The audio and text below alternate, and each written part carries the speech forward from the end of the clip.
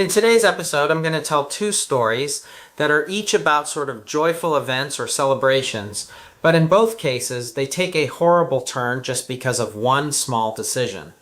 But before we get into today's stories, if you're a fan of the strange, dark, and mysterious delivered in story format, then you've come to the right place because that's all we do.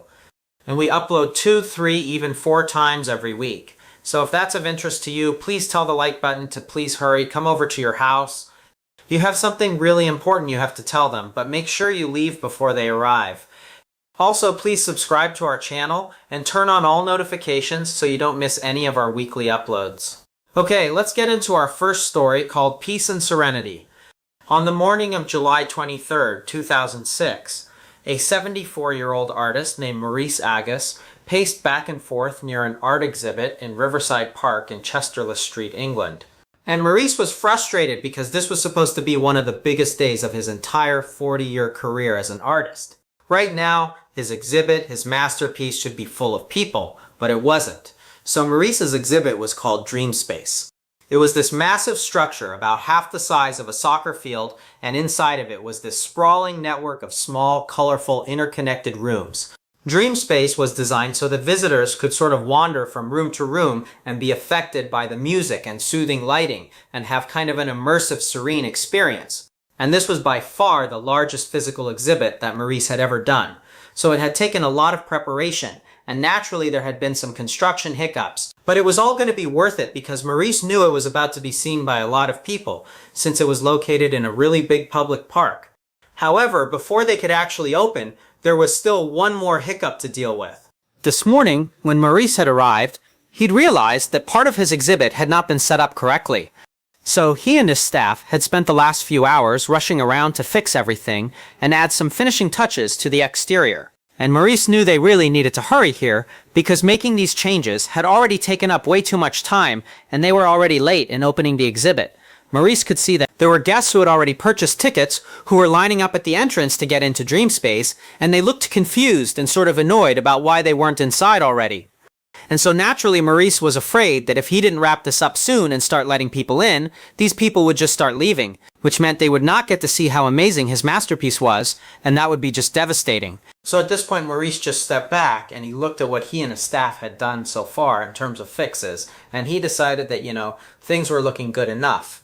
They'd addressed the major issues that he had had, and even though Maurice was ultimately a perfectionist and would have liked to do even more additions, just getting Dream Space open at this point was way more important. So Maurice told his staff to stop what they were doing and go to the entrance and start letting the visitors in. A few hours later, around 3:15 p.m., 68-year-old Elizabeth Collings walked into Riverside Park with her 14-year-old grandson. They lived in the area, and they had just decided to take a walk together in the park. And Elizabeth was glad they had. It was like the perfect summer day. There was a light breeze, it was very sunny and warm, and so with the wind rustling her hair and her grandson happily walking beside her, she felt very at peace. But just then, her grandson stopped and sort of broke her peace by telling her to, "Hey, look at this." And Elizabeth turned and looked, where her grandson was pointing, and she saw on the other side of the park there was this sprawling, colorful structure with a huge line of people out front and soothing music coming from its open doors. And Elizabeth thought, whatever that is, it looked really intriguing and not like anything she had ever seen before. So she was just excited as her grandson to go check it out. And so she said, "Let's go." Just a few minutes later, and Elizabeth and her grandson had purchased their tickets and actually stepped inside the exhibit. And Elizabeth knew instantly that this had been a great idea. The lights were dim inside, and the colorful walls seemed to almost glow as they went from room to room. And all around them, the dreamy, tranquil music played. And even though it was fairly crowded and pretty hot inside, it still felt quite peaceful. And Elizabeth could feel her entire body just sort of relax. And for the next 10 minutes or so, she and her grandson just wandered around slowly, taking in the atmosphere and the lights and the music. It was really nice. At some point, they made their way into this room, which had this beautiful blue hue to it. And there was some light coming in from the room next to them, which was sort of brownish. And when the color of the room they were in and this brownish light combined, it sort of had this effect of making the room feel almost green and then mixed with the music. It was just this really cool experience, and both Elizabeth and her grandson were just sort of transfixed, sort of taking in this really cool exhibit. But as they were taking this in, all of a sudden there was this deafening snapping sound.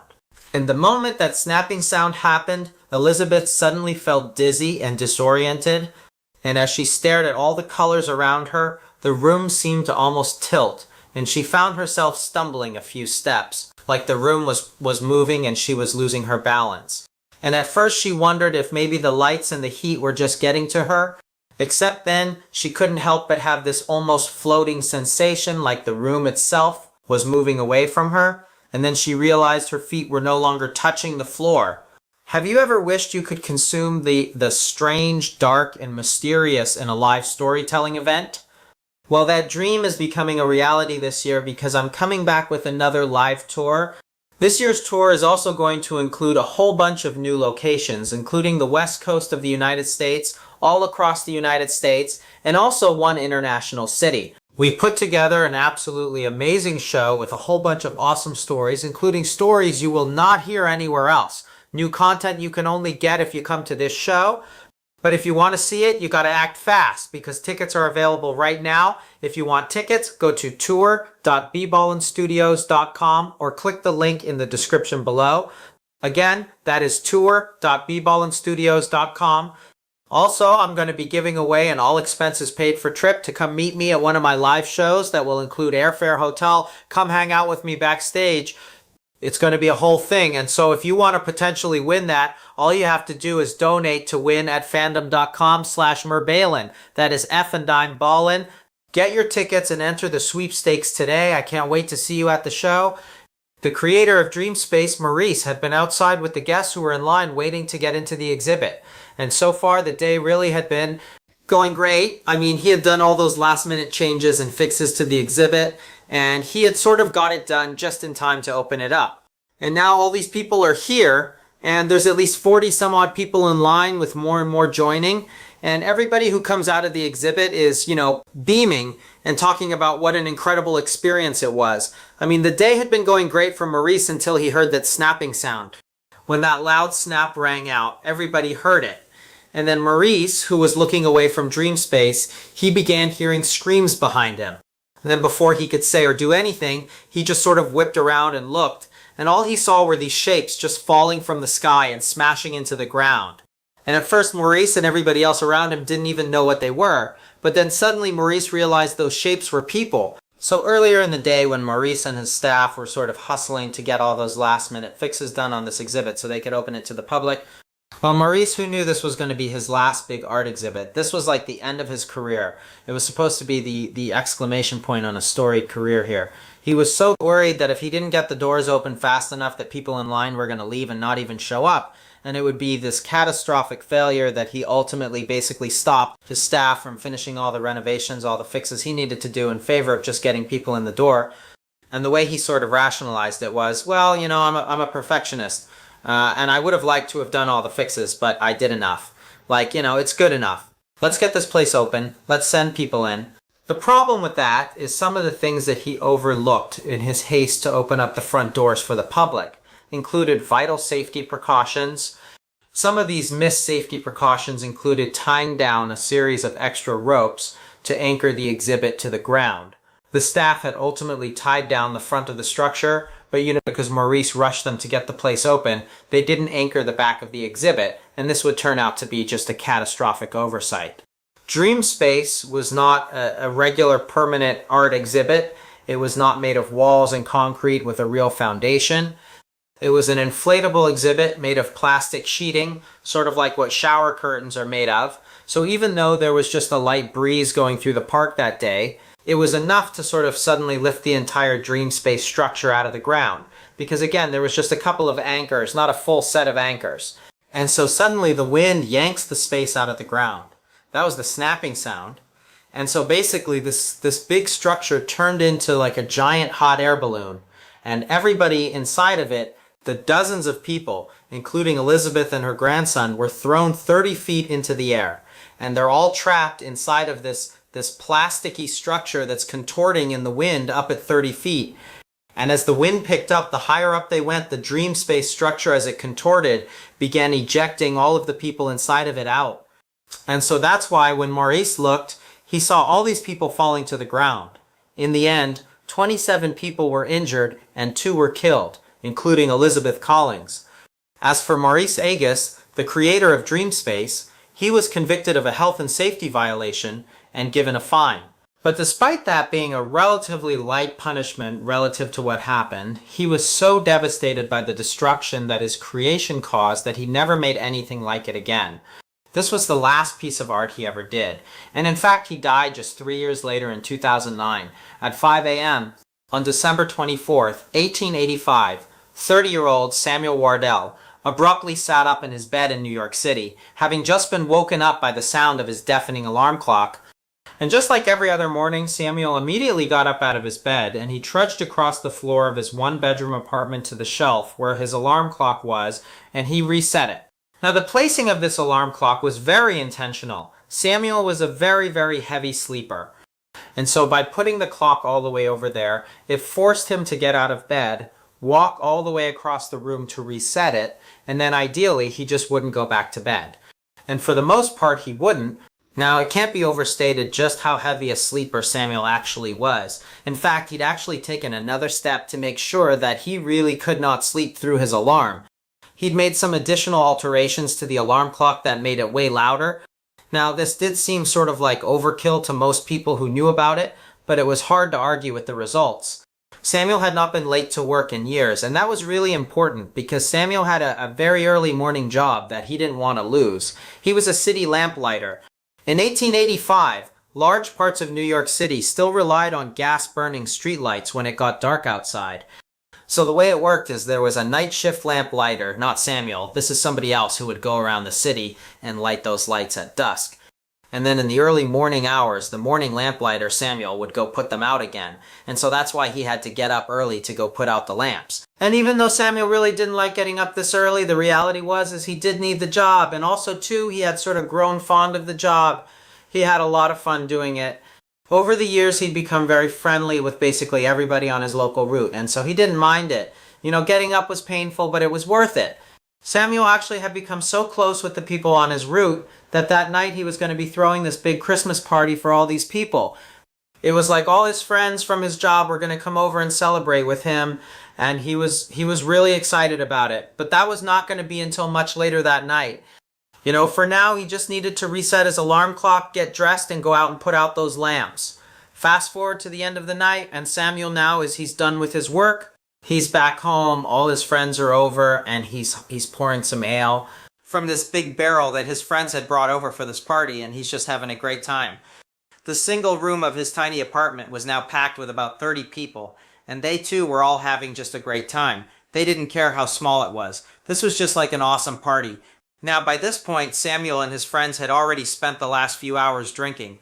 And so they were quite drunk, but they were having a great time laughing and eating, and everyone's just having so much fun. And so even though it was definitely getting late, and Samuel did have to work the next day, it just felt like the party was not about to end anytime soon, and Samuel was not quite ready to turn it off yet. He was having too good of a time. And so when one of his friends randomly stood up and sort of drunkenly suggested they have an amateur boxing match, Samuel immediately voiced his approval along with everybody else. They cheered. They're like, yeah, let's do it. So Samuel and the other party guests, they cleared the furniture out from, the single room, to set up the boxing ring. And then Samuel and the others all stood back and cheered while two of their friends began, fighting each other in the middle of the apartment. It was like this totally crazy booze-fueled just madness happening inside of this place. And Samuel was having the time of his life, not thinking remotely about how absolutely miserable it was going to be, waking up in now just a few hours when his alarm went off at 5 a.m. He was just doing his best not to think about it, enjoy the party. That's it. And so for a while, the madness continued until eventually people did get really tired and began leaving. And before long, it was just Samuel standing in his now totally destroyed apartment from this party. And so at this point, Samuel, he looked at his clock and he saw he had, barely 2 hours before he would have to get up for work. And he's thinking, oh my gosh, this is going to be so awful. I'm going to feel so miserable, but it was totally worth it. What a great party. And so, very drunkenly, Samuel kind of stumbled his way over to his bed. He just fell right down on top of it and he fell asleep. And sure enough, just about 2 hours later, at 5 a.m. sharp, his alarm went off. Hours later, on Christmas afternoon, a local police officer walked up to Samuel Wardell's front door and knocked. The officer was there because Samuel's boss had called the station when Samuel had failed to show up for work that morning. And this was so out of character for Samuel that right away his boss contacted the police and said, please, someone needs to go check on him and make sure he's okay. And so now the officer waited at the door for Samuel. But when no one answered, he tried the door handle and he found it was locked. But this was a very rickety, tiny home, and the officer could tell it would not take much to basically kick the door in. And so after calling out for Samuel a few more times and knocking, pretty loud and still not getting a response, the officer just stepped back and then kicked the door and blasted it open. And so the officer stepped inside the home and immediately saw Samuel. And when he did, he understood why he had missed work. It would turn out when Samuel went to bed after his big party, he forgot to move his bed back into the position that it normally was in. He had moved the furniture around for that boxing match and just didn't put it back. And so instead, he wound up going to sleep with his bed all the way across the room under the shelf where he kept his alarm clock. And this was like the worst place for Samson to fall asleep because, he had set his alarm to go off at 5 a.m. the following morning, just like he did every day. But his alarm clock was not a normal alarm clock. Samson had intentionally altered his alarm clock to be way louder than a standard alarm clock. But the way he had done that was fairly unique. He had run a wire between a normal alarm clock and this shelf that had hinges. Basically, the shelf could, be situated like this, or it could fold down, basically making it flush to the wall. So it could hold stuff or be flush to the wall. And so when his normal wind-up alarm clock would go off in the morning and begin to ring, it would begin to vibrate and would sort of move across the shelf. And connected to it was this wire that ran to the hinges. And at a certain point, when this alarm sort of got far enough, it would pull enough to disable the hinges. And the shelf that was situated like this would suddenly fall. And in order to make this alarm really, really loud, Samuel had put a 10 PB rock on that shelf. So the instant the hinges dropped, that 10 pounds rock came crashing down and smashed into the floor, causing a huge noise that consistently woke Samuel up. But on the morning after his big party, because Samuel was sleeping now directly under the shelf because he didn't move his bed back, that 10 PB rock didn't hit the ground, it fell and smashed directly into Samuel's head and broke his skull. After being discovered by that police officer, Samuel was rushed to a local hospital, but later died from his injuries. Hey everyone, just a reminder, I'm going on tour this year, which means if you go, you can experience never before heard stories from me live and in person. We did this in 2024, and people loved it. So get your tickets today at tour.bballinstudios.com right now before they sell out. That's tour.bballinstudios.com. I can't wait to see you all at the shows. Thank you so much for watching today's episode. Let me know what you thought of it in the comments below. And remember, we have a whole playlist of Places You Can't Go episodes ready for you to binge right now. So go ahead and click here and give them a watch. Alright, until next time. See you.